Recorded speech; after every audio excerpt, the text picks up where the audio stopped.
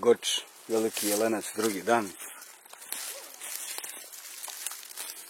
Tika Gajda traži luč. A tu i starije iskusne planinare.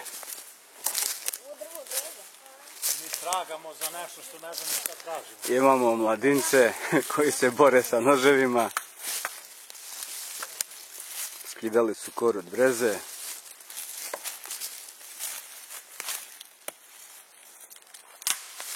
Ubre. Vidimo šta je bujoš naš. Priroda je fenomenalna.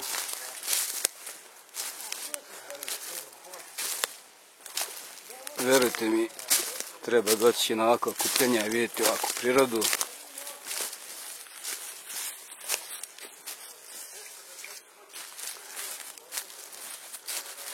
Ovdje je, koliko je nadmorska visina ovdje? Oko 1000 metara. Oko 920. 920.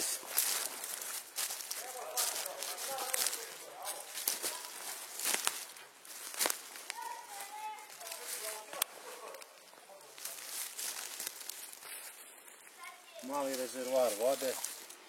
Za ne daj Bože. Evo ga dole.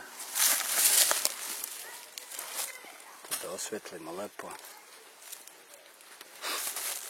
Naravno treba pročistiti. Da. Koristiti samo kad je voda sveža. Odmah posle kišine će ovako puna tanina.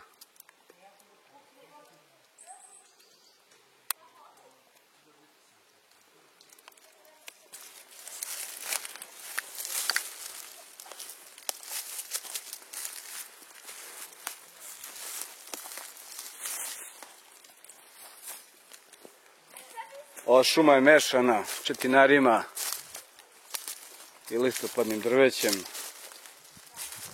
Ovdje je radila neko gulija.